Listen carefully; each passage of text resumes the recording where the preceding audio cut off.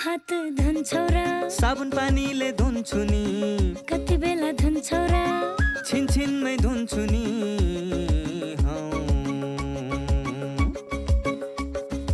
घरमा पस्दा अफिस पस्दा सधैँ धुन्छु हात कोरोनालाई यसै गरी भगाइदिन्छु म त घरमा पस्दा अफिस पस्दा सधैँ धुन्छु हात कोरोनालाई यसै गरी भगाइदिन्छु म त भान्सा छिर्नु अगाडि खाना खानु अगाडि जहाँ त्यही छोएपछि हातले छोपी खोकेपछि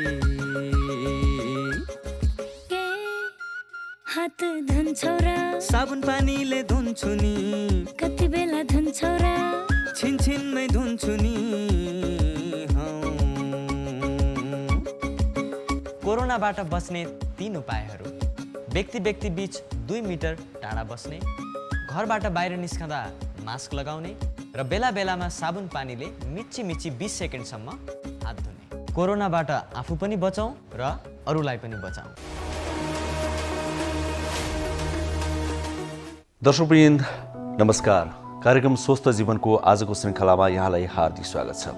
आज पनि हामी स्वास्थ्य सम्बन्धी विभिन्न जनचेतनामूलक सामग्री लिएर उपस्थित भएका छौँ। एनटिभी प्लस, एनटिभी कोहलपुर र एनटिभी इटहरीबाट यो कार्यक्रम यहाँहरूले हरेक दिन फरक फरक समयमा हेर्दै आउनु भएको छ। नेपाल सरकार, स्वास्थ्य तथा जनसङ्ख्या मन्त्रालय, राष्ट्रिय स्वास्थ्य शिक्षा सूचना तथा सञ्चार केन्द्र र नेपाल टेलिभिजन बीचको सहकार्यमा निर्माण एवं प्रसारण हुने गर्छ यो कार्यक्रम, जुन कार्यक्रममा हामी विभिन्न व्यक्तिहरूसँग विशेष गरी विज्ञहरूसँगका कुराकानीहरू प्रस्तुत गर्छौँ। स्वास्थ्यको क्षेत्रमा भइरहेका नयाँ नयाँ प्रयोगहरूको बारेमा, निर्णयहरूको बारेमा, नीति नियमहरूको बारेमा पनि छलफल गर्ने गर्छौँ अनि विभिन्न विज्ञका सुझाव पनि प्रस्तुत गर्ने गर्छौँ। विभिन्न स्थानीय तहले गरेका नयाँ नयाँ प्रयोगहरूको प्रयासहरूको पनि चर्चा गर्ने गर्छौँ। समग्रमा स्वास्थ्य सम्बन्धी विभिन्न जानकारीमूलक सामग्रीहरू यस कार्यक्रममा समेटिने गर्छन्। त्यसैले त हामी भन्ने गर्छौँ, हामीले खोजेको समृद्धि, हामीले खोजेको सुख र विकासका लागि आवश्यक स्वास्थ्य सेवाको विषयमा बहस गर्नु अनि जानकारी प्रदान गर्नु यो कार्यक्रमको मुख्य उद्देश्य हो। यतिखेर कोरोना भाइरसको सङ्क्रमणले सिङ्गो संसार नै आक्रान्त भइरहेको यो परिप्रेक्ष्यमा यो कार्यक्रमको आवश्यकता अझै महसुस हुन सक्छ भनेर हामीले सुरुवात गरेका हौँ। आज पनि हामीसँग केही महत्त्वपूर्ण विषयहरू अनि जानकारीहरू रहेका छन्। आउनुहोस् त्यतातिर प्रवेश गरौँ। दर्शकवृन्द, सरकारले कोरोना भाइरसको परीक्षण अर्थात् PCR परीक्षण निःशुल्क गर्नका लागि सबै सूचीकृत अस्पतालहरूलाई निर्देशन दिएको छ। यद्यपि कुनै कुनै अस्पतालले भने शुल्क लिएको पाइएको छ, त्यो पनि दोहोरो, स्वयं परीक्षण गराउने व्यक्तिसँग र सरकारसँग पनि अर्थात् मन्त्रालयसँग पनि। यो सङ्केत पाएपछि, यो जानकारी पाएपछि मन्त्रालयले यतिखेर त्यस्ता अस्पतालहरूलाई कारवाही गर्ने भनेर निर्णय गरेको छ र शुल्क नलिन पनि निर्देशन दिएको छ। यो विषयमा आज हामी एउटा विशेष सामग्री प्रस्तुत गर्नेछौँ। त्यसैगरी हामीले कार्यक्रममा स्वास्थ्य संवाद पनि प्रस्तुत गर्दै आएका छौँ, अर्थात् दोस्रो खण्डमा हामी चिकित्सकहरूसँग, स्वास्थ्य कर्मीहरूसँग संवाद गर्ने गर्छौँ। आज हामी होमियोप्याथिक उपचार पद्धतिको विषयमा कुराकानी गर्दैछौँ, किनभने वैकल्पिक चिकित्सा पद्धतिको प्रयोग संसारभरि नै निकै समय अगाडिदेखि हुँदै आएको छ। यो समयमा ती कतिको लाभदायक हुन सक्छन्, तिनले केही हामीलाई फाइदा पुर्याउँछन् कि, यो विषयमा पनि हामीले बहस गर्नुपर्ने भएको छ। त्यसैले आज अलिकति फरक होमियोप्याथीको विषयमा पनि बहस गर्दैछौँ। त्यसपछि हामीसँग अर्को सामग्री रहेको छ, कोरोना सङ्क्रमित व्यक्तिले आफ्नो दिनचर्यामा कसरी ध्यान पुर्याउनुपर्छ, कोरोना सङ्क्रमित व्यक्तिको जीवनशैली कस्तो हुनुपर्छ, खानपान कस्तो हुनुपर्छ, एक्सर्साइजहरू कसरी गर्नुपर्छ, कस्ता सोचहरू मनमा राख्नुपर्छ, यी विषयमा पनि एउटा सामग्री आज हामी प्रस्तुत गर्दैछौँ। सँगसँगै विभिन्न चेतनामूलक छोटा छोटा सन्देशहरू त हामीसँग पक्कै पनि रहने गर्छन्। सुरुमा भने एउटा विशेष रिपोर्ट हेरौँ।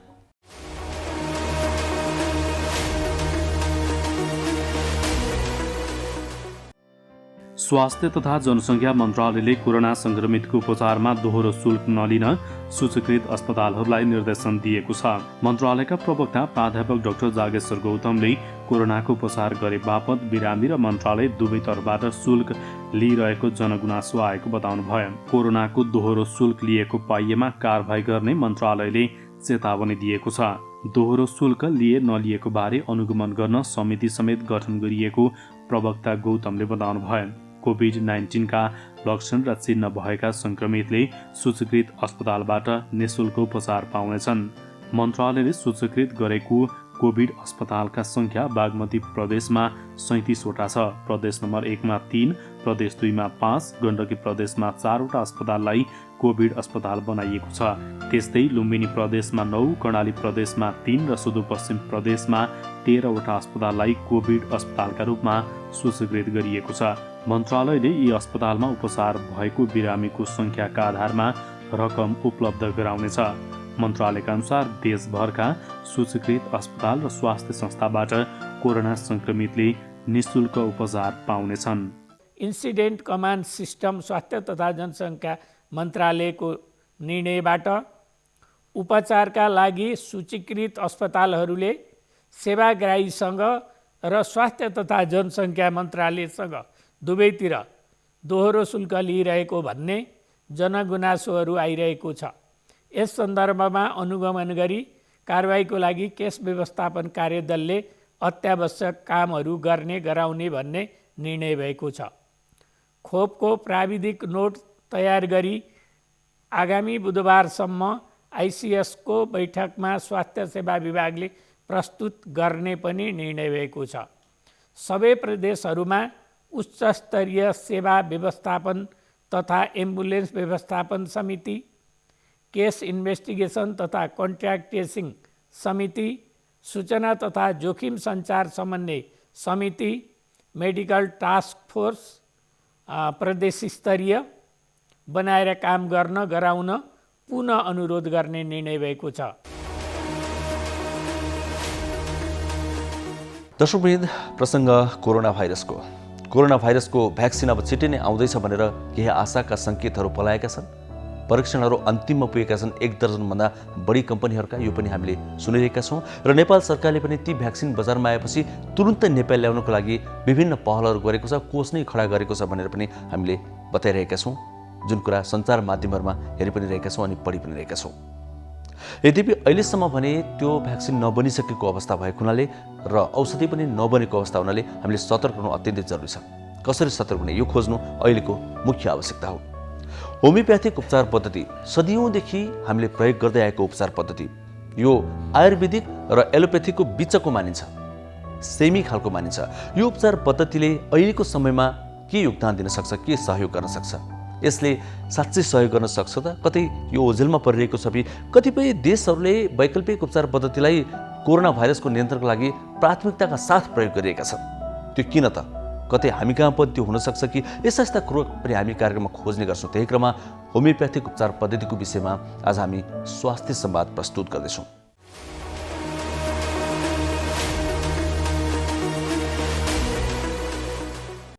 कोरोना भाइरस सबै चिकित्सा पद्धतिको लागि चुनौती बनेको छ। विभिन्न देशले परम्परागत चिकित्सा पद्धतिलाई पनि कोरोना उपचारमा प्रयोग गरिरहेका छन्। ती केही मात्रामा सफल भएको दाबी पनि गरिएको छ। कोरोना महामारी नियन्त्रणमा होमियोप्याथी उपचार पद्धतिको पनि प्रयोग गर्न सकिने यसका विज्ञहरूको भनाइ छ। होमियोप्याथिक उपचार पद्धतिले व्यक्तिको रोगसँग लड्ने शक्तिलाई बलियो बनाउने उनीहरूको भनाइ छ। झन्डै 7 दशक अघि नेपाल भित्रिएको होमियोप्याथी उपचार पद्धतिबारे होमियोप्याथी चिकित्सक डाक्टर अम्बिका प्रसाद ग्याउलीसँग हामीले संवाद गरेका छौँ। होमियोप्याथी एउटा उपचार पद्धति हो। यो चाहिँ करिब 225 वर्ष अगाडि जर्मनीबाट सुरु भएको एउटा प्राकृतिक उपचार पद्धति हो। त्यतिखेर चाहिँ एकजना एलोप्याथिक चिकित्सक डाक्टर स्यामुएल ह्यानम्यानले 1796 सालमा आयुर्वेद होमियोप्याथिक उपचारको चाहिँ आविष्कार गर्नुभएको हो। नेपालमा कहिलेदेखि सुरुवात भयो होमियोप्याथीको? नेपालमा होमियोप्याथीको उपचार पद्धति सुरु भएको धेरै वर्ष नै भयो। राणाकालदेखि नै होमियोप्याथिक चाहिँ उपचार पद्धति नेपालमा चाहिँ प्रचलित थियो र अफिसियली चाहिँ 2010 सालदेखि पशुपति होमियोप्याथिक अस्पताल भनेर सुरु भयो र त्यसभन्दा पहिले 2007 सालमा चाहिँ राजा त्रिभुवनको पालामै अल नेपाल होमियोप्याथिक एसोसिएसन संस्था सुरु भएर त्यसबाट होमियोप्याथिकको उपचार पद्धति चाहिँ सुरु भएको हो। होमियोप्याथीमा औषधिहरू चाहिँ कसरी तयार गरिन्छ? होमियोप्याथिक औषधिहरू चाहिँ कसरी तयार गर्ने भन्नाले होमियोप्याथीको चाहिँ सोर्स अफ मेडिसिन चाहिँ अब प्रकृतिबाटै लिने हो हैन। जस्तै जडीबुटीबाट लिइन्छ, मिनरल्सहरूबाट लिइन्छ, त्यसपछि सर्टन एनिमल पार्ट्सहरूबाट पनि लिइन्छ औषधिहरू। जस्तै यिन तिनवटा सबैले एलोपेथीले पनि आयुर्वेदले पनि होमियोपेथीले पनि लिने त यही हो, तर बनाउने तरिका मात्रै फरक हो। डाक्टर साहब, होमियोपेथीमा चाहिँ एलोपेथीमा जस्तो तत्काल काम गर्दैन, यसले चाहिँ बिस्तारै मात्रै काम गर्ने भन्ने सुनिन्छ, वास्तवमा के हो? अब त्यो त रोगको प्रकृतिमा भर पर्छ। तत्काल गर्नुपर्ने रोगका अवस्था छन् भने तत्काल पनि हुन्छ। जस्तै कति मान्छेलाई चाहिँ दुखाइका समस्याहरू छन्, ज्वरोको समस्याहरू छन् भने तत्कालै होमियोपेथिक औषधिले खाएर विदिन एकदमै सर्ट टाइममा पनि केही मिनट केही एक आध घन्टामै पनि रिजल्ट आउने औषधिहरू हुन्छन्। र रोगको प्रकृति लामो छ भने समय लाग्ने हुन्छ। त्यो औषधिको भन्दा पनि रोगको प्रकृतिमा भर पर्छ। होमियोपेथी उपचारमा ल्याब टेस्टको आवश्यकता पर्छ कि पर्दैन? एब्सोल्युटली पर्छ। उपचार भनेको पहिले चाहिँ रोगको पहिचान गर्नु पर्यो, के रोग हो। अब ल्याब टेस्ट भनेको रोगको पहिचान गर्नको लागि हो। रोग पहिचानको लागि होमियोपेथीमा पनि हामीले जस्तै एलोपेथीमा जे गरिन्छ होमियोपेथीमा पनि त्यही हो। रोगको पहिचानसँग आवश्यक ल्याब टेस्टहरू होमियोपेथीले पनि गर्नुपर्छ, गरिन्छ। हजुर, यो होमियोपेथी उपचारको क्रममा चाहिँ जुन औषधि सेवन गर्दाखेरि के एकदम इम्पोर्टेन्ट कुराहरू बार्नै पर्ने भन्ने हुन्छ नि, खासमा के कुराहरू चाहिँ बार्नुपर्ने हुन्छ? औषधिसँग भन्दा पनि रोगसँग सम्बन्धित कुराहरू, रोगको के रोग छ त्यसको आधारमा बार्ने कुरा हुन्छ। कसैलाई डायबिटिस छ भने अभियसली चिनीजन्य कुराहरू बार्नु पर्यो। पेटसँग सम्बन्धित छ भने फ्राइड कुराहरू खानु भएन, जे पाए खाने कुराहरू भएन। यो चाहिँ रोगसँग सम्बन्धित, जसले एलोपेथीले पनि त्यही गर्ने, होमियोपेथीले पनि त्यही गर्ने, आयुर्वेदले पनि त्यही गर्ने हो। र सर्टेन होमियोपेथीमा के गरिन्छ भन्दाखेरि हामीले चाहिँ बिरामीको जुन केस टेकिङ गरिसकेपछि उसलाई बिरामीलाई चाहिँ जति सक्यो प्राकृतिक रहनसहनमा रहने, मेन्टली पनि फिजिकली पनि इमोसनली पनि रहने, तर खानपिन पनि जति सक्यो प्राकृतिक गर्ने हो। यो चाहिँ यो त एलोपेथीले पनि गर्नुपर्ने कुरा हो, होमियोपेथीले मात्रै भन्ने कुराकानी होइन। जसलाई पनि जो प्रकृतिको नजिक भएर रहन सक्यो भने रोगबाट हामी टाढा रहन सक्छौँ। त्यही कुरालाई हामीले बिरामीको उपचारमा पनि हामीले इम्फेसिस गर्छौँ। त्यस्तो कुरा हो। विशेष गरी कस्ता खालका रोगको लागि चाहिँ उपयुक्त मानिन्छ यो होमियोपेथी उपचार पद्धति? यसको एप्लिकेसन चाहिँ वाइड नै छ। जेनरली हामीले चाहिँ होमियोपेथीको जुन एउटा विशेषता भनेको मान्छेको बिरामीको चाहिँ रोगसँग लड्ने क्षमतालाई वृद्धि गर्ने र जसको पनि मान्छेको मात्र नभएर इभन प्लान्ट्समा पनि एनिमलमा पनि जहिले पनि उनीहरूको जतिखेर पनि रोगको विरुद्धमा काम गर्ने एउटा मेकानिजम रहन्छ हैन, सेल्फ हिलिङ प्रोसेस रहन्छ। त्यही सेल्फ हिलिङ प्रोसेसलाई होमियोपेथिक औषधिले हेल्प गर्छ। अनि त्यस हिसाबमा होमियोपेथीमा चाहिँ हरेक रोगको उपचार हुन्छ। र जो चाहिँ एकदमै सिरियस सर्जिकल केसेसहरू छन् भने त्यसमा चाहिँ होमियोपेथीले त्यति हुँदैन। नत्र भने अरू मेडिकल केसेसहरूमा सबैमा होमियोपेथीको राम्रो उपचार हुन्छ। तर पनि विशेष गरी अटोइम्युन डिजिजहरू जसमा चाहिँ इम्युनिटीसँग सम्बन्धित कुराहरू हुन्छन्, त्यस्तोमा होमियोपेथीको चाहिँ विशेष दखल चाहिँ छ। र होमियोपेथिक औषधिमा मान्छेको चाहिँ एउटा उपचार गर्दाखेरि हामीले चाहिँ एउटा सिस्टमलाई मात्रै नहेरेर मान्छेको कम्प्लिट पिक्चर भनेको उसको मेन्टल लेभलमा, फिजिकल लेभलमा, इमोसनल लेभलमा, past history, medical history, even genetic history हैन, उसको खानपान, रहनसहन, यिनी सबै कुराकानी बुझेर हामीले एउटा औषधि चाहिँ प्रेस्क्रिप्सन गर्छौँ। अरू हरेक सिम्टमलाई अलग अलग औषधि हामी सबै सिम्टम लिन्छौँ। सबै सिम्टमको एउटा सिन्थेसिस गरेर त्यसलाई चाहिँ होमियोपेथीको भाषामा चाहिँ टोटालिटी अफ सिम्टम्स भनिन्छ। मान्छेको एउटा कम्प्लिट पिक्चर लिइसकेपछि त्यो पिक्चरलाई हामीले एउटा औषधि दिन्छौँ। त्यो औषधि त्यो मान्छेको लागि युनिक हुन्छ र रोगको नामबाट मात्रै औषधि हुँदैन होमियोपेथीमा। हामी रोगको नामबाट चाहिँ रोगको व्यवस्थापन कसरी गर्ने लाई रोगको डायग्नोसिस गरेर रोगको व्यवस्थापन सम्बन्धी हामीलाई चाहिँ जानकारी हुन्छ। र उपचार गर्दाखेरि एउटै रोगको मान्छेलाई पनि हामीले त्यो मान्छेको प्रेजेन्टेसनको आधारमा हाम्रो औषधि फरक हुन्छ। होमियोपेथी उपचार पद्धति हैन अनुसार यसबाट चाहिँ औषधिहरू सेवन गर्दा चाहिँ यसले साइड इफेक्ट गर्ने अवस्था हुन्छ कि हुँदैन? अब साइड इफेक्ट्सको कुरा एकदम ट्रिकी कुराकानी भयो। एक्चुअली एउटा धेरै मान्छेले के नबुझेको हुन्छ नि, अब औषधिको कुनै पनि इभन एलोपेथिक औषधि पनि साइड इफेक्ट हुँदैन, हुन्छ मात्र इफेक्ट। हामीलाई जुन कुराहरू हामीलाई मनपर्ने, हामीलाई चाहिने कुरालाई हामीले चाहिँ केही पनि भन्दैनौँ। हामीलाई मन नपर्ने कुरा भयो भने त्यसलाई साइड इफेक्ट हुन्छ। एलोपेथीको पनि इफेक्ट हुन्छ, साइड इफेक्ट हुँदैन। त्यस्तै होमियोपेथीकोमा पनि त्यस्तो केही हुँदैन। र पनि एउटा कुराकानी बुझ्नुपर्ने कुराकानी के हुँदाखेरि हरेक चिजको एउटा मात्रा हुन्छ। मात्रा मिलाएर औषधि खायो भने त्यसको कुनै पनि साइड इफेक्ट हुँदैन। अब भनौँ न यो इभन हामीले खाना खाँदाखेरि पनि त चाहिने मात्राभन्दा बढी खायो भने त साइड इफेक्ट हुन्छ। औषधि हो, औषधिलाई त्यसको जुडिसियल युज रेसनल युज भएन भने त साइड इफेक्ट त हुनसक्छ। तर चाहिँ यो चाहिँ अल्ट्रा मलिकुलर युजमा एनर्जी लेभलमा भएको औषधि भएको हुनाले यसले एलोपेथिक औषधिको जस्तो एकदमै त्यस्तो हिसाबको साइड इफेक्ट देखिँदैन होमियोपेथिकमा। तर पनि होमियोपेथिक औषधि प्रयोग गर्दाखेरि होमियोपेथी डाक्टरहरूबाट नै औषधि खानुपर्ने हुन्छ र यसको औषधि हो, औषधिबाट साइड इफेक्ट हुँदैन, जसले पनि खाए हुन्छ भन्ने त्यस्तो कुरा त हुँदैन। यसका विशेषताहरू चाहिँ के छन्? होमियोपेथीको विशेषता भनेको यो चाहिँ एउटा होमियोपेथीमा चाहिँ साइकोसोमेटिक एप्रोच हामीले लिन्छौँ। यो भनेको के भन्दाखेरि मान्छेको सम्पूर्ण मान्छेको टोटल प्रेजेन्टेसनलाई हामीले एउटा मात्र औषध दिने। जस्तै भनौँ न आयुर्वेद औषधिमा एलोपेथिक औषधिमा हरूमा चाहिँ हरेक सिम्टम्सलाई हरेक डायग्नोसिसलाई अलग अलग औषधि दिने सिस्टम हुन्छ। That is their speciality. भने होमियोपेथिकमा मान्छेको एउटा टोटल मेन्टल लेभलबाट फिजिकल लेभलबाट इमोसनल लेभल उसको family history past history social history सबै कुराकानी लिएर एउटा व्यक्तिलाई हामीले एउटा मात्रै औषधि दिएर उपचार गर्छौँ। यसलाई चाहिँ हामीले चाहिँ क्लासिकल होमियोपेथिक भनेर भन्छौँ। र अहिले चाहिँ अब मल्टिड्रगको पनि कति साथीहरूले प्रयोग गर्नुहुन्छ। अब त्यसलाई त्यो पनि होमियोपेथीमा चलन छ अहिले।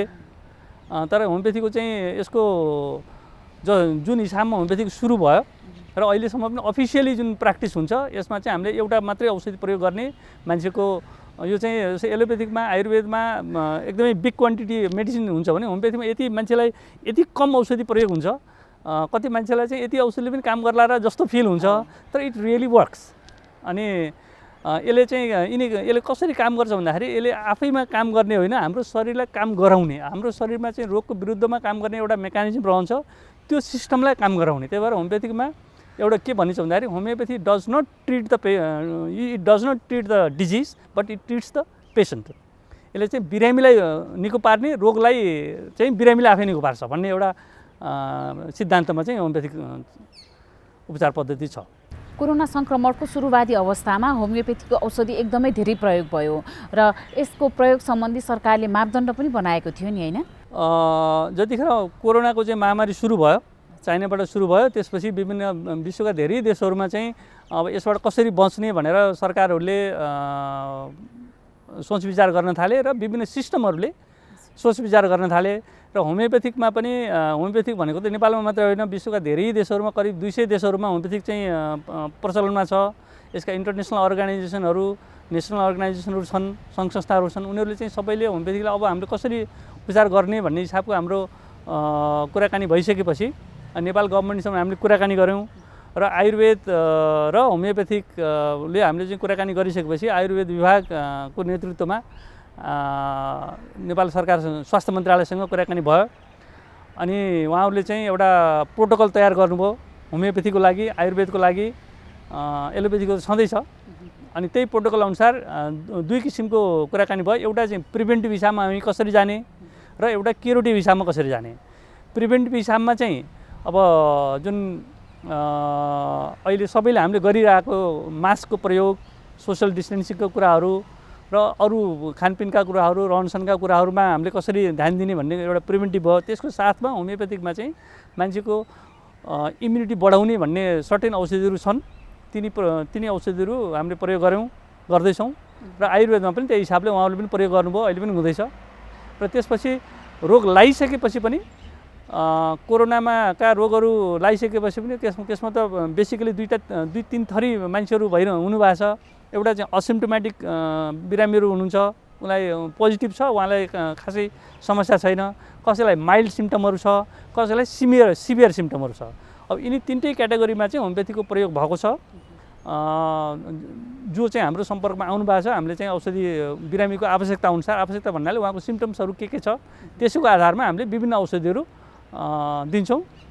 त्यही हिसाबले बिरामीलाई राम्रो हुन्छ। कोभिडको सङ्क्रमित हुनु अगाडि र सङ्क्रमित भइसकेपछिका बिरामीहरूलाई चाहिँ गरिने उपचार पद्धतिहरू के छन् यो होमियोपेथीबाट? होमियोपेथिकमा चाहिँ एउटा चाहिँ हुनुभन्दा पहिल्यै हामीले जेनरल मेडिकल एप्रोच होइन, जस्तै सोसल डिस्टेन्सिङको कुरा भयो, मास्कको प्रयोग भयो, उचित खानपान रहनसहनका कुराहरू भयो, भिडभाडमा नजाने कुरा, यो चाहिँ सबैले कुनै एउटा सिस्टमले गर्ने भन्दा पनि एउटा के होमियोपेथीले गर्ने कि एलोपेथीले गर्ने भन्ने कुरा यो सबैले गर्नुपर्ने हेल्थ प्रोफेसनलहरूले अथवा हेल्थको रुल्स भयो यो नेपाल सरकारले पनि त्यही भनेको छ अनि WHO अथवा इन्टरनेसनल अर्गनाइजेसनले पनि त्यही कुराकानी भयो।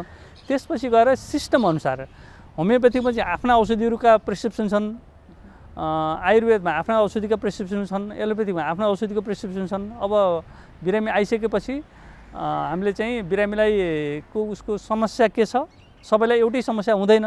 कसैलाई ज्वरो बढी आइरहेको हुन्छ, कसैलाई खोकी बढी आइरहेको हुन्छ, कसैलाई रेस्पिरेटरी डिस्ट्रेस बढी भइरहेको हुन्छ, कसैलाई विकनेसका कुराहरू भइरहेको हुन्छन्। अब बिरामीलाई के प्रेजेन्टेसन दिनुभएको छ उहाँहरू त्यसको आधारमा हाम्रो औषधि हुन्छ। अब सबैलाई एउटै औषधि भन्ने कुराकानी हुँदैन, बिरामीको आवश्यकता अनुसार औषधि दिने हो। अब यसमा चाहिँ हामीले अहिले विशेष गरी होम क्वारेन्टाइनमा बस्नुभएका धेरै मान्छेहरूले हामीलाई सम्पर्क गरिरहनु भएको छ। उहाँहरूलाई हामीले टेलिफोनबाट र उहाँको आफ्ना आफन्तहरू आएर हामीसित सम्पर्क गर्नुहुन्छ, हामीले टेलिफोनमा कुरा गर्छौँ र उहाँहरूको आवश्यकता अनुसार हामीले औषधि पठाइदिन्छौँ, खानुहुन्छ। हामीले त्यही हिसाबले हामीले फलोअप गरिरहेछौँ। धेरै मान्छेले निको भइरहेछ। नेपालमा चाहिँ मूलधारमा अलिकति मान्यता दिएको छैन पनि भनिन्छ। अन्य देशको कुरा गर्नुपर्दा चाहिँ अन्य देशमा चाहिँ कसरी सञ्चालन भइरहेको छ? होइन, नेपालमा पनि मूलधारमा मान्यता दिएको छैन भन्ने होइन। नेपाल मूलधारमा रहेका औषधिहरू जस्तै एलोपेथिक आफ्नो छँदैछ, होमियोपेथिक एलोपेथिक आयुर्वेदहरूलाई मूलधारमै राखिरहेछ। सरकारी मान्यता प्राप्तै चिकित्सा पद्धति हो। नेपालमा होमियोपेथिकको अफिसियली सरकारी लेभलमा सुरु भएको 2010 सालदेखि अस्पताल पनि छ, पशुपति होमियोपेथिक अस्पताल भनेर हरियो भवनमा।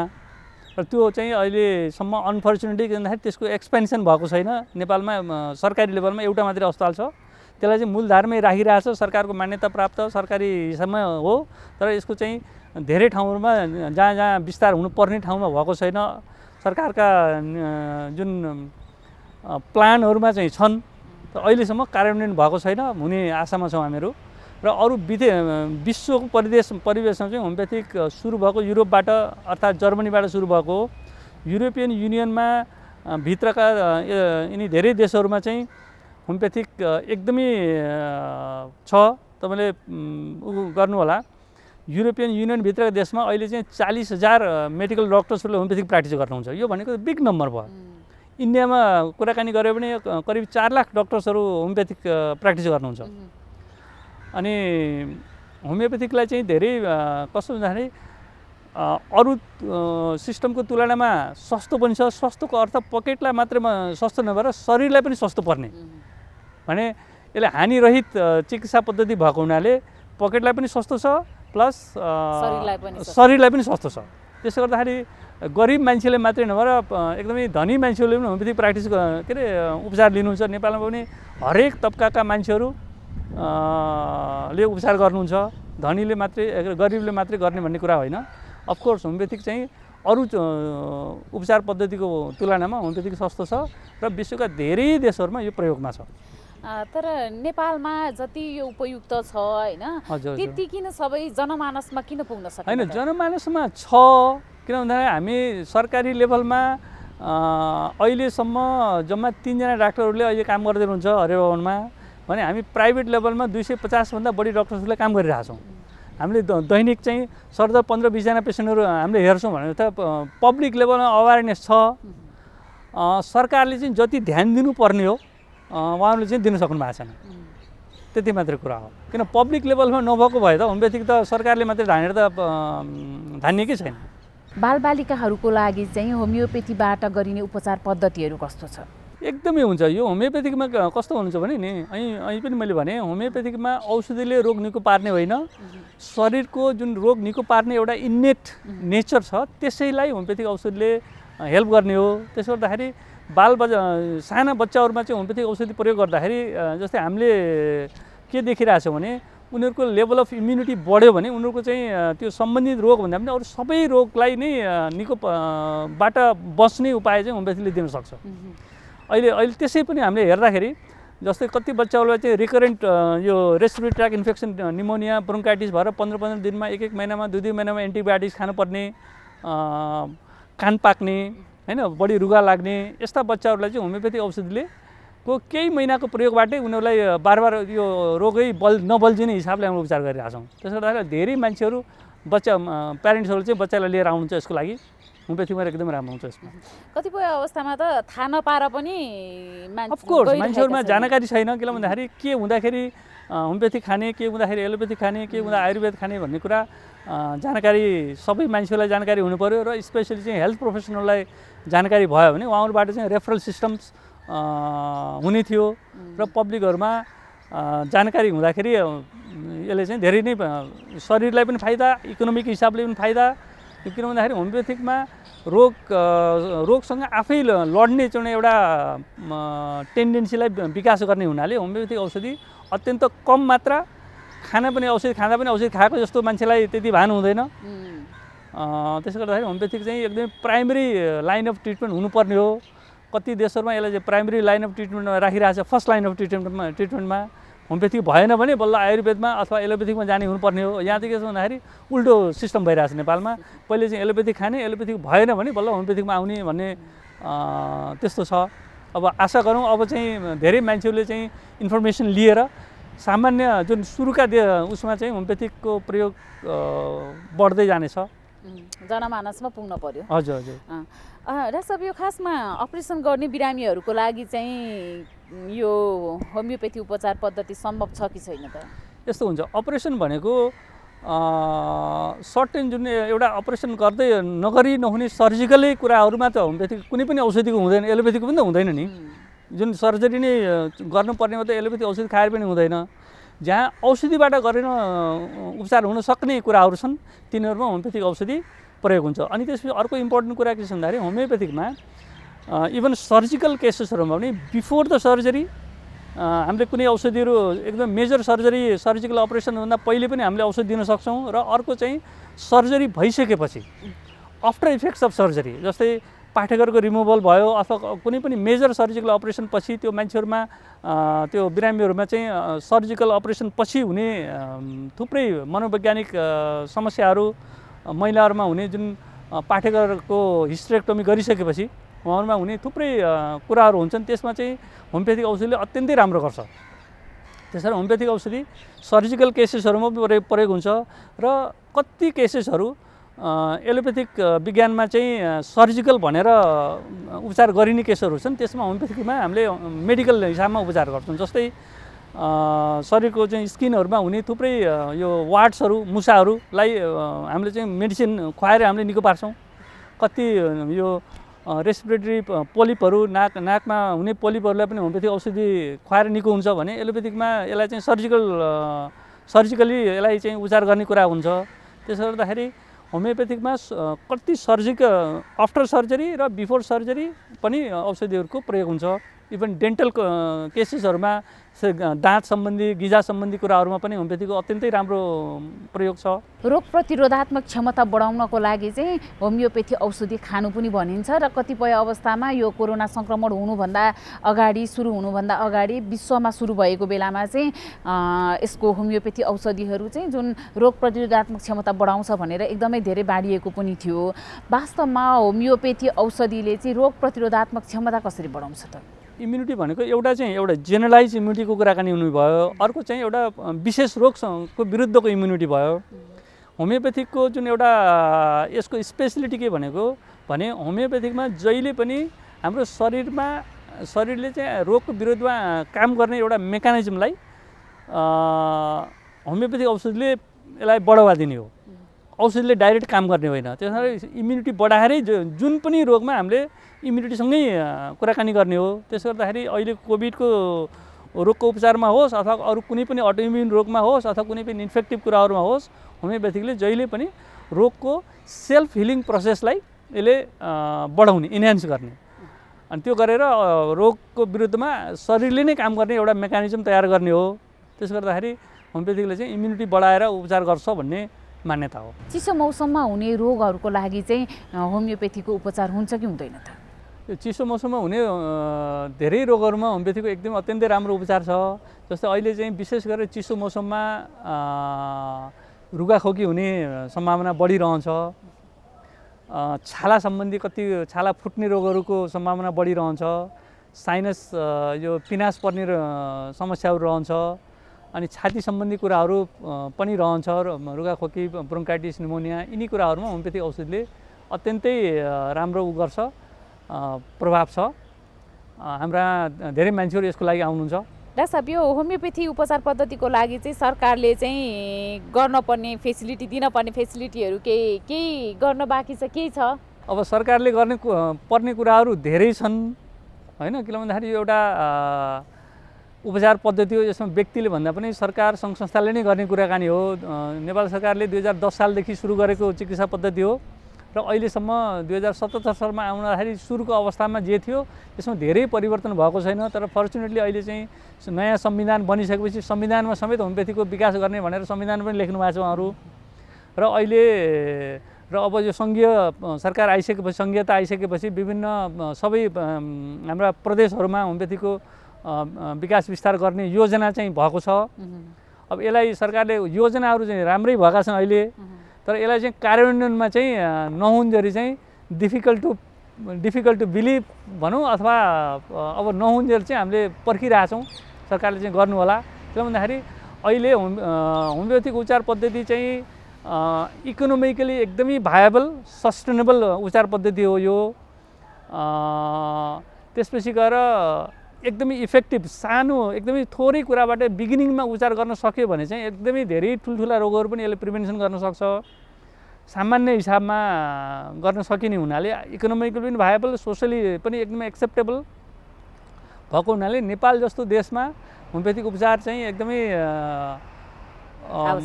फैलाउन सक्छ र यसका औषधिहरू पनि नेपालमा पनि बनाउन सक्ने सम्भावना चाहिँ धेरै छन्। यसलाई चाहिँ एकदमै हाइटेक औषधिहरू नचाहिने हुनाले सिम्पल औषधिबाटै हामीले प्रयोग गर्छौँ। औषधिको मूल्य पनि एलोपेथिकको अथवा आयुर्वेदको तुलनामा अत्यन्तै कम छ। त्यसले गर्दाखेरि मान्छेको पकेटलाई पनि र शरीरलाई पनि यसले होमियोपेथीले चाहिँ राम्रो गर्ने हुनाले सरकारले यसमा अलिकति ध्यान दिने हो भने जनस्वास्थ्यमा चाहिँ धेरै नै प्रभाव पर्छ। अब सबै गाउँपालिकाहरूमा, सबै जिल्ला, सबै स्थानीय निकायहरूमा होमियोपेथीको चाहिँ उपचार सरकारले पुर्याउनु होला। अब नयाँ अस्पतालहरू पनि खुल्दैछन्, उहाँहरूमा सबैमा एउटा युनिटहरू मात्रै राखे पनि पुग्छ। समन्वय गरेर होमियोपेथिक, एलोपेथिक, आयुर्वेदसँग समन्वय गरेर सबैसँग युनिट राखेर उपचार सुरु गऱ्यो भने पनि एउटा बिगिनिङको फेजमा राम्रो हुन्छ। पछि चाहिँ गएर होमियोपेथिकलाई चाहिँ अलग हिसाबले गर्न सक्ने हुन्छ। अहिले अस्पताल एउटा मात्रै अस्पताल सञ्चालनमा छ र नेपालमा चाहिँ होमियोपेथिक चिकित्साको जुन पढाइको कुराहरू अहिलेसम्म भइरहेको छैन। थियो विराटनगरमा चाहिँ होमियोपेथीको मेडिकल कलेज खोलेको थियो, अहिले चाहिँ त्यो बन्द छ। भक्तपुरमा पनि एउटा सिटिबिटी अन्तर्गत कलेज थियो, अहिले त्यो पनि चालु अवस्थामा छैन। त्यसले गर्दाखेरि होमियोपेथिकमा यो चिकित्सालाई बढाउनुको लागि पढाइका कुराहरू पनि सञ्चालन गर्नु पर्यो। बाहिर पढ्न पठाउने, यहाँ नेपालमा कलेजहरू खोल्ने र अस्पतालहरूको पनि विस्तार गर्यो भने राम्रो हुन्छ।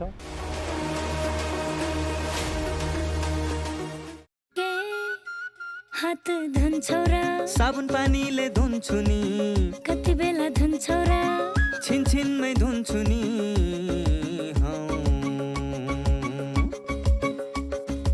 घरमा पस्दा अफिस पस्दा सधैँ धुन्छु हात, कोरोनालाई यसै गरी भगाइदिन्छु म त। घरमा पस्दा अफिस पस्दा सधैँ धुन्छु हात, कोरोनालाई यसै गरी भगाइदिन्छु म त। भान्सा छिर्नु अगाडि, खाना खानु अगाडि, जहाँ त्यही छोएपछि हातले छोपी खोकेपछि। हात धुन्छौ र साबुन पानीले धुन्छु नि, कति बेला धुन्छौ र छिनछिनमै धुन्छु नि।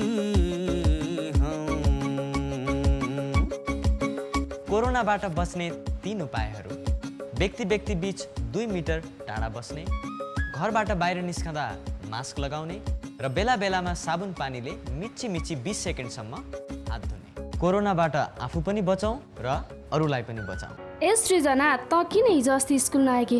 हेर, मेरो त महिनाभरि सुरु भएछ। ए, त्यही भएर पो स्कुल नआएकी?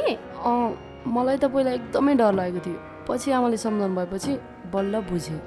अनि स्कुल त आउनु पर्थ्यो नि त। आफूलाई कस्तो लाज लागेको थियो। होइन, के को लाजको कुरा गर्छन् यिनीहरू? केही होइन। सिर्जना पनि आइछन् त आज, अनि हिजो अस्ति कहाँ गएकी थियौ? खास कुरा उसको महिनावारी सुरु भएर समस्या भएछ मिस। महिनावारी हुनु समस्या होइन, यो त किशोरीहरूमा हुने सामान्य प्राकृतिक कुरा मात्रै हो। सामान्यतया महिनावारी 10 देखि 15 वर्षका किशोरीहरूमा सुरु हुन्छ। यो स्वाभाविक कुरा हो। महिनावारी हुँदाखेरि डराउने, चिन्ता लिने गर्नु हुँदैन। महिनावारी हुँदाखेरि अरू बेला जस्तै स्कुल आउनुपर्छ, तर व्यक्तिगत सरसफाइ भने बढी नै गर्नुपर्छ। महिनावारी भएको समयमा दिनौ नुहाउने, सफा कपडा लगाउने, सफा ठाउँमा सफा बिछौनामा सुत्ने, सफा प्याड लगाउने गर्नुपर्छ। महिनावारी हुँदा घर परिवार सँगै राखेर किशोरीहरूलाई पोसिलो खानेकुरा खुवाउनुपर्छ।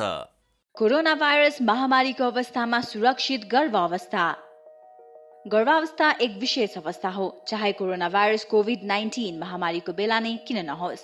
विपद वा सामान्य अवस्था जे भए तापनि गर्भवती तथा उनको गर्भमा रहेको बच्चालाई विशेष हेरचाह र स्याहार चाहिन्छ। गर्भवतीमा पनि कोरोना भाइरसको संक्रमण हुन सक्छ। त्यसैले कोभिड-19 का लक्षणका साथै गर्भावस्थामा देखिन सक्ने खतराका लक्षणहरूबारे जानकारी राखौं। गर्भावस्थामा देखिने खतराका लक्षणहरू: टाउको साह्रै दुख्नु, आँखा तिरमिराएर धमिलो देखिनु, हात तथा मुख सुनिनु, हात खुट्टा अरुरो भई काँप छुट्नु वा मुर्छा पर्नु, कडासित तल्लो पेट दुख्नु, योनिबाट रगत वा पानी बग्नु।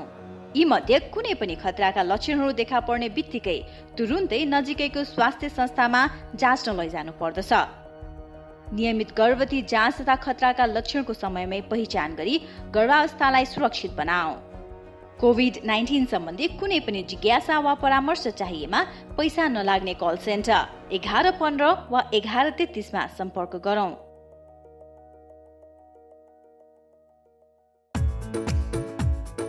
दाजु ए भाइ ए दिदी बहिनी, धुलो पर्छ हात साबुन पानीले, खाना बनाउनु अनि खाना खानु अघि, बच्चाहरूलाई खुवाउनु अघि, घरभित्र पस्नु अघि, कार्यालय पस्नु अघि, धुनु पर्छ हात साबुन पानीले। छोए हातले जहाँ त्यही फोहोर मैला छोएपछि, जीव जन्तुलाई छोए चलाएपछि, शौचालय गएपछि, बच्चालाई शौच गराएपछि, धुनु पर्छ हात साबुन पानीले। बेला बेलामा साबुन पानीले मिची मिची कम्तीमा 20 सेकेन्डसम्म हात धोऊ। कोरोनाबाट आफू पनि बचाउँ र अरूलाई पनि बचाउँ। युनिसेफसँगको सहकार्यमा स्वास्थ्य तथा जनसङ्ख्या मन्त्रालय र एनसेलद्वारा जनहितमा जारी। अहिलेको समय कोरोना महामारीको समय हो, हामी सबैलाई थाहा भएकै कुरा हो। कोरोना सङ्क्रमणले गर्दा विश्वव्यापी नै समस्या भइराख्दा नेपाल अछुतो रहेन र सँगसँगै यहाँको सङ्क्रमणको दर पनि अहिले बढ्दै नै गइराखेको छ। सङ्क्रमण दर बढ्दै जाँदाखेरि हामी मान्छेहरूको चाहिँ डर चाहिँ घटिराखेको छ र सँगसँगै सायद आत्मबल चाहिँ बढेको छ। यति भन्दा भन्दै कतिपय सङ्क्रमित व्यक्तिहरूलाई आइसियुमा राखेर उपचार गर्नुपर्ने तथ्य चाहिँ हामीसँग छ र यो भनेको एकदम नराम्रो चिज हो। तपाईँ हामी जसको भए पनि परिवार कसैलाई सिकिष्ट भएर आइसियुमा राख्नु पर्यो भने अहिलेको समयमा हामीले परिवारले नजिकै बसेर हामीले सेवा पनि गर्नु पाइराखेका छैनौँ। यति कठिन समयमा यो कोरोनालाई चाहिँ हामीले डर कम गरेर यसलाई लापरवाही तरिकाले चाहिँ लिन मिल्दैन। भन्नुको मतलब अहिलेको समयमा पनि हामी सजग रहनै पर्छ। यो सर्न सक्ने सम्भावनालाई कम गर्न, रोकथाम गर्नको लागि हामी अनुशासित हुनै पर्छ। त्यो भनेको हामीले मास्क लगाउनै पर्छ। कोही सम्भावित सङ्क्रमित व्यक्ति अगाडि पछाडि छ भन्ने कुरा हेक्का राखेर हामीले आफूले पनि मास्क लगाउनु पर्यो र अरूलाई पनि मास्क लगाउन उत्प्रेरणा गर्नु पर्यो। सँगसँगै अनावश्यक ठाउँहरूलाई छोइछोतो गर्नु पनि भएन। आफ्नो हात धुनु पर्यो अथवा नभए हामीले चाहिँ सेनिटाइजर प्रयोग गर्नु पर्यो र अनावश्यक ठाउँमा भिडभाडमा जाने काम गर्नु भएन। शारीरिक दूरी बढाउनै पर्छ। यो यति कुरा चाहिँ अझै पनि हामीले त्याग्ने बेला होइन, यसलाई चाहिँ अवलम्बन गर्ने बेला हो। यो महत्त्वपूर्ण छ। सबैलाई चाहिँ यति अवलम्बन गर्नुहुन म विनम्र अनुरोध गर्दछु। सँगसँगै म एक मुटु रोग विशेषज्ञको हिसाबले मुटु रोग भएका बिरामीहरूलाई पनि कतिपय अवस्थामा मलाई कस्तो होला के होला भन्ने डर लागिराखेको होला। मुटु रोग भइराखेका व्यक्तिहरूलाई अहिले अस्पतालसम्म गएर देखाउन पनि अप्ठ्यारो भइराखेको होला। यसमा म यहाँहरूलाई के भन्न चाहन्छु भने यहाँहरूको लक्षण केही नयाँ आएको छ भने कृपया यहाँहरूले आफ्नो चिकित्सकलाई सम्पर्क गर्नुहोस् अथवा अस्पताल आउनुहोस्। यदि लक्षणहरू केही पनि आएको छैन भने आफूले खाइराखेको नियमित औषधिहरू सेवन गरिराख्नुहोस्। आफूलाई बलियो बनाउनुहोस्, आत्मबल बढाउनुहोस्, शारीरिक अभ्यास गर्नुहोस्, अनावश्यक खानेकुराहरू धेरै नखानुहोस्, हिँडडुल धेरै अनावश्यक हिँडडुल नगर्नुहोस् र एकदमै लक्षण भनेको के भनेदेखि कथम कदाचित छातीमा पीडा भयो, सास फेर्न गाह्रो भयो, मुटुको धड्कन एकदम बढ्दै गयो र रिङ्गट लाग्यो, एकदमै अप्ठ्यारो महसुस भयो भनेदेखि चाहिँ अस्पताल आउनुहोस्। यदि होइन भनेदेखि चाहिँ अहिलेको समयमा पनि हामी नर्मल जस्तै गरेर, साधारण जस्तै गरेर घरमै बसेर पनि आफ्नो उपचार निरन्तर गर्न सक्छौँ र यो निरन्तरता दिने बेलामा कोरोनाबाट हुन सक्ने सङ्क्रमणलाई पनि ध्यान पुर्याउँ र यसकोबाट परै बसेर यसलाई रोकथाम गरौँ। यति गऱ्यौँ भने हामी मुटुकै रोग लागे पनि हामीलाई चाहिँ स्वस्थ रूपमा जीवनयापन गरिरहे अगाडि बढ्न सक्छौँ। काकी कता हिँड्नु भएको? रुगा खोकी लागेर सन्चो नभएको धेरै भयो, औषधि लिन हिँडेँ कि म त। हो, म पनि अस्ति बिरामी हुँदा एन्टिबायोटिक औषधि किनेर खाकी थिएँ। मसँग बाँकी छ, त्यही खाँदा भइहाल्छ नि, किन किन जानु पर्यो र? हिँड्नुहोस्, मसँग औषधि लिएर जानु होला। ल ल जाऊ।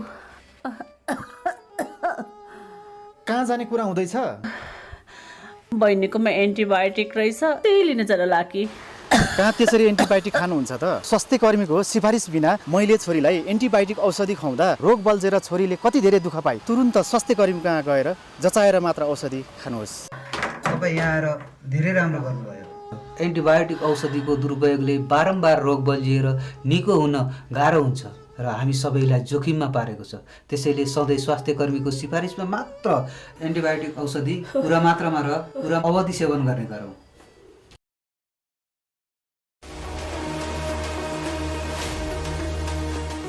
दर्शकवृन्द, फेरि पनि स्वागत छ कार्यक्रममा। यहाँहरू स्वस्थ जीवन हेर्दै हुनुहुन्छ। एनटिभी प्लस, एनटिभी कोहलपुर र एनटिभी इटहरीबाट यो कार्यक्रम दैनिक रूपमा प्रसारण हुने गर्छ। अब हामी एकैछिन जीवनशैलीको कुरा गर्छौँ।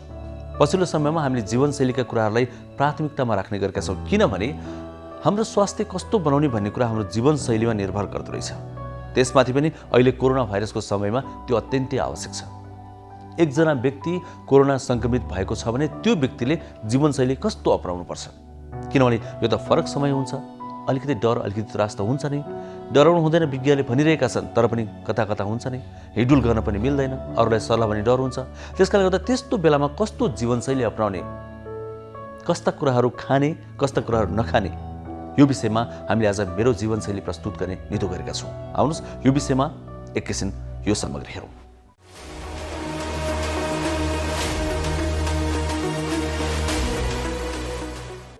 नमस्कार सम्पूर्ण दर्शकहरूमा, म आयुर्वेद चिकित्सकको नाताले केही सल्लाह दिन गइरहेको छु। आयुर्वेद चिकित्सा पद्धति हो, यसलाई जनमानसले को बुझाइमा केही मिथ्या रहेको हुनाले मैले केही स्पष्ट पनि पार्न चाहन्छु। जस्तै आयुर्वेद जडीबुटीहरूको साइड इफेक्ट हुँदैन, यो जति पनि जहिलेसम्म पनि खान सकिन्छ, जुन अवस्थामा पनि खान सकिन्छ भन्ने जुन मिथ्या भ्रमहरू छरिरहेको छ, त्यस्तो होइन। कुनै पनि औषधिको गुण पनि हुन्छ, त्यसको अवगुण पनि हुन्छ। त्यसैले कुनै पनि जडीबुटीहरूको जथाभावी प्रयोग गर्नाले त्यसको चाहिँ साइड इफेक्ट अवश्य हुन्छ। त्यसकारणले प्रत्येक नागरिकले, प्रत्येक व्यक्तिले जडीबुटीहरू सामाजिक सञ्जालमा हेरेर, अरूको कुरा सुनेर जथाभावी प्रयोग गर्नु हुँदैन। सम्भव भएसम्म चिकित्सकहरूसँग, स्वास्थ्यकर्मीहरूसँग सल्लाह लिएर नै सेवन गरौँ। त्यसैले कुनै पनि जडीबुटीहरू, जस्तै अहिले कोरोनाको समयमा गुर्जो जथाभावी प्रयोग गर्नाले विभिन्न साइड इफेक्ट देखियो भन्ने कुरा छ। त्यसकारणले स्वास्थ्य प्रवर्धनको लागि मात्रा अनुसार आयुर्वेदका स्वास्थ्यकर्मीहरूसँग समन्वय गरेर मात्रा मिलाएर त्यसको नियमित रूपमा सेवन गर्दाखेरि त्यसले चाहिँ स्वास्थ्यमा राम्रो प्रभाव गर्न सक्छ। यदि स्वास्थ्य प्रवर्धनको लागि सेवन गरिन्छ भने त्यसको नियमित रूपमा चियाको रूपमा पकाएर खान सकिन्छ, अन्यथा त्यसले फाइदाको सट्टा नोक्सान गर्न सक्ने भएको हुनाले सम्पूर्ण दर्शकहरूले यो कुरा मनन गर्दै आयुर्वेद औषधिको पनि नोक्सान गर्न सक्छ है भन्ने बुझेर चाहिँ त्यसको सेवन गरिदिनु हुन म आयुर्वेद चिकित्सक, आयुर्वेदको विद्यार्थीको नाताले हजुरहरूलाई रिक्वेस्ट गर्न चाहन्छु।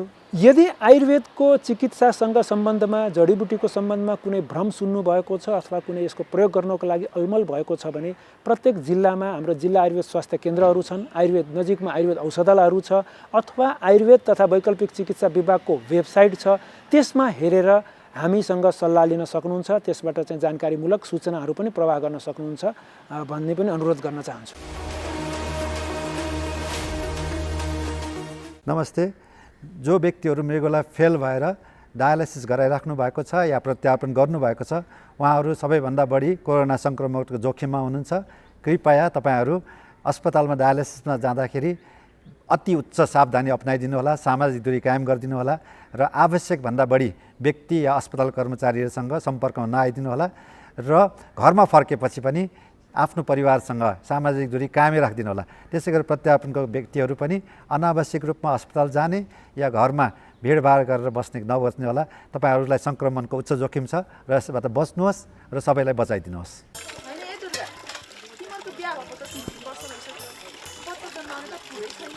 अब उहाँ भर्खर जागिर लाग्नु भएको, फेरि त्यति राम्रो कमाइ पनि छैन। अहिले नै बच्चा जन्माएर कसरी हुर्काउने? तपाईँले जस्तै वर्षेनी जन्मनु राम्रो हो त? मैले तपाईँलाई पहिले भनेको थिएँ नि परिवार नियोजनको साधन अपनाउनु भनेर, तर मान्नु भएन। खै मैले त उहाँलाई भनेको नि, वास्तै गर्नुहुन्न। मैले त दिदी 5 वर्ष काम गर्ने पाखुरामा इम्प्लान्ट लगाएको छु नि। अर्को आयुसिटी भन्ने पनि हुन्छ, त्यसले एकपटक लगाएपछि 12 वर्षसम्म गर्भ रोक्छ। फेरि बिचमा सन्तानको इच्छा भए निकाल्न पनि मिल्छ। सजिलोको लागि त पिल सकी खाएको भए नि भइहाल्थ्यो नि। त्यही त। अनि 3 महिने सुई पनि छ। नभए दाइले गर्न परेको गरेको भए पनि त हुन्थ्यो। परिवार नियोजनको त धेरै साधनहरू रहेछन् है। अब त म पनि श्रीमानसँगै स्वास्थ्य चौकीमा गएर परिवार नियोजनको साधन रोजेर प्रयोग गर्छु। सही भन्नुभयो लक्ष्मी दिदीले। जन्मान्तर र इच्छा अनुसार सन्तान जन्माउन अनि सुखी परिवारको लागि परिवार नियोजनको साधन अपनाउनुहोस्। नमस्ते, म डाक्टर रितेश थापा, म एउटा मनोचिकित्सक हो। अहिले यो कोरोनाको महामारीमा हामी सबैजना छौँ, यसले गर्दाखेरि हामी सबैलाई असर परिरहेको छ। तर मैले एउटा चिकित्सकको नाताले भन्नुपर्दाखेरि यो पनि अरू रोग जस्तै यो कोरोना पनि एउटा रोग हो। यसबाट हामी सबैजनाले सामान्य उपायहरू अपनाएर बच्न सक्छौँ। त्यही भएर कोही पनि व्यक्तिलाई चाहिँ कोरोना सङ्क्रमित व्यक्तिलाई हेला नगरौँ, किनभने कोरोना त हाम्रो 10 दिन 14 दिनमा हामी ठिक हुन्छौँ, उपचार गरेर या नगरी पनि सेल्फ आइसोलेसन ठिक हुन्छौँ। तर जुन मानसिक यातना जुन भोग्नुपर्छ त्यो हेलाले अवहेलनाले गर्दाखेरि त्यो चाहिँ पछिसम्म पनि लामो समयसम्म पनि रहिरहन सक्छ। तर त्यसबाट हामी टाढै रहने कोसिस गर्नुपर्छ। त्यही भएर हामीले कोरोना सङ्क्रमित अथवा ठिक भएर आइसकेको व्यक्तिहरूलाई चाहिँ मद्दत गर्ने, उहाँहरूलाई हौसला प्रदान गर्ने र हामीले के गर्न सक्छौँ उहाँहरूको स्वास्थ्यको लागि, भविष्यको लागि त्यतातिर बढी ध्यान दिन सक्यौँ भने हामी सबैजना मिलेर यस कोरोना महामारीसँग लड्न सक्छौँ र जित्न सक्छौँ। महिलाको शरीरमा पाठेघर रहनुपर्ने निश्चित ठाउँ छोडेर योनिबाट बाहिर आउनु, पाठेघर खस्नु वा आङ खस्नु हो। यो समस्या किशोरीदेखि वृद्ध महिलाहरूमा देखिन सक्छ। पाठेघर खस्नुका कारणहरू कम उमेरमा विवाह गर्नाले, कम उमेरमा बच्चा जन्माउनाले, गर्भान्तर नगरी वर्षेनी बच्चा जन्माउनाले, बच्चा जन्मिसकेपछि चाँडै साल झरेन भने बल प्रयोग गरी साल निकाल्नाले, गर्भवती र सुत्केरी अवस्थामा राम्रो पोषण र स्याहार नपाउनाले, सुत्केरी अवस्थामा गह्रौँ भारी उचाल्ने र बोक्ने गर्दा र लामो समयसम्म निरन्तर खोकी लागिरहनाले हुन सक्छ। पाठेघर खस्दा देखिने लक्षणहरू: ढाड र कम्बर दुख्ने, टुक्रुक्क बस्दा, खोक्दा, बल गरेर कन्दा, भारी बोक्दा, हिँड्दा अप्ठ्यारो हुने वा तल योनिबाट केही डल्लो झरेको जस्तो हुन्छ, सेतो पानी बग्ने, खोक्दा हाँस्दा अलिअलि पिसाब चुइने, बाहिर निस्केको पाठेघर घाउ हुने, सङ्क्रमण हुने पनि हुन सक्छ। पाठेघर खसेको छ भने महिला स्वयंले लाज नमानी तुरुन्तै स्वास्थ्य संस्थामा गई सेवा र सल्लाह लिनुपर्दछ।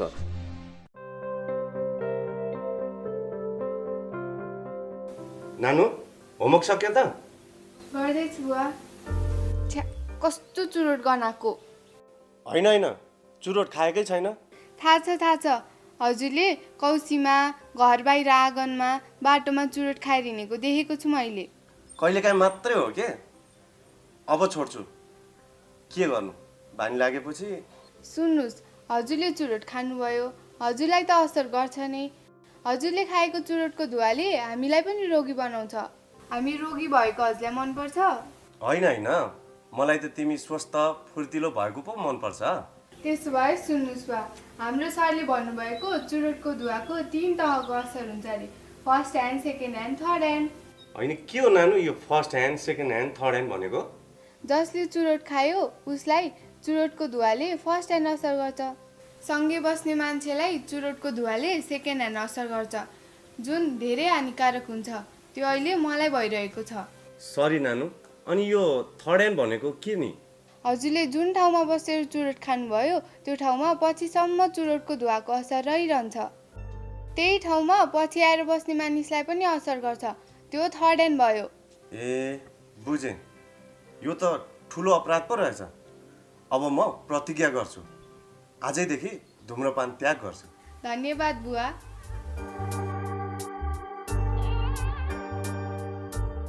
स्वास्थ्य सम्बन्धी महत्त्वपूर्ण नम्बरहरू। स्वास्थ्य सम्बन्धी कुनै पनि जानकारी र सहयोगका लागि स्वास्थ्य तथा जनसङ्ख्या मन्त्रालयका हटलाइन नम्बरहरू 1115 र 1133 वा मोबाइल नम्बर 98512 55839। एम्बुलेन्स सेवाको लागि 102 र 112। वैदेशिक रोजगारीको क्रममा स्वास्थ्यमा समस्या भएमा, अन्य सहयोग वा जानकारी आवश्यक परेमा श्रम, रोजगार तथा सामाजिक सुरक्षा मन्त्रालयको हटलाइन नम्बर 1141। शान्ति, सुरक्षा र अन्य सहयोगका लागि नेपाल प्रहरीको नम्बर 100। सशस्त्र प्रहरी बलको नम्बर 1114। रगत आवश्यक परेमा ब्लड बैंकको नम्बर 01 42 25 344। सार्वजनिक हितका लागि नेपाल टेलिभिजन। कोरोनाबाट बस्नलाई हो, बस्नलाई हो, यो कुरा बुझौँ हामी सबैले, यो कुरा बुझौँ हामी सबैले। चेलीबेटी आफन्त बोलाइ, ओइ बोलाइ, भिडभाड नगरौँ कसैले, भिडभाड नगरौँ कसैले। सुरक्षित हुन मास्क लगाऊ, लगाऊ, घर बाहिर साह्रै डर छ हेर, घर बाहिर साह्रै डर छ हेर। साथीभाइ भेट हुँदा बसौँ है, ओइ बसौँ है, 2 मिटर टाढा भएर, 2 मिटर टाढा भएर। सोचे झै कोरोना रहेनछ, सोचे झै कोरोना रहेनछ। हामी सबै कोरोनाको उच्च जोखिममा छौँ। सतर्कता अपनाउनुहोस्। जो जहाँ हुनुहुन्छ त्यही नै बसेर चाडपर्व मनाउनुहोस्। फोनबाटै आशीर्वाद आदान प्रदान गरी अनावश्यक यात्रा नगर्नुहोस्। कोरोनाबाट आफू र आफ्नो परिवारलाई बचाउनुहोस्।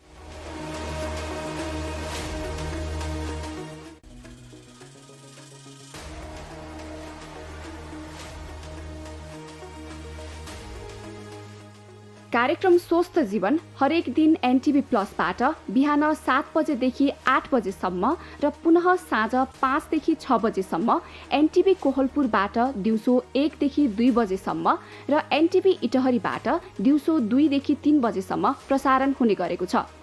स्वास्थ्य सम्बन्धी यहाँहरूको कुनै जिज्ञासा वा समस्या भएमा हामी सम्बन्धित विज्ञहरूबाट समाधान खोजी कार्यक्रममा प्रसारण गर्नेछौँ।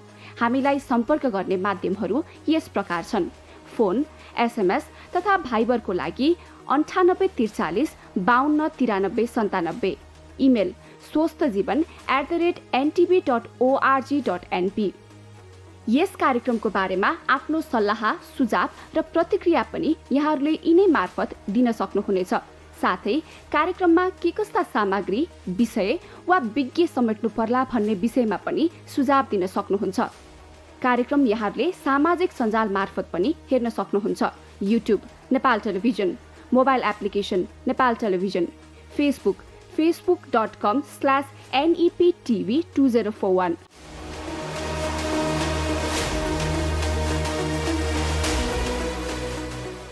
कार्यक्रम स्वस्थ जीवनको समय सकिन आँटेको छ। हामी एकैछिनमा बिदा माग्छौँ। कार्यक्रम यहाँलाई कस्तो लाग्छ? सल्लाह, प्रतिक्रिया, सुझाव पठाउन नबिर्सनुहोला।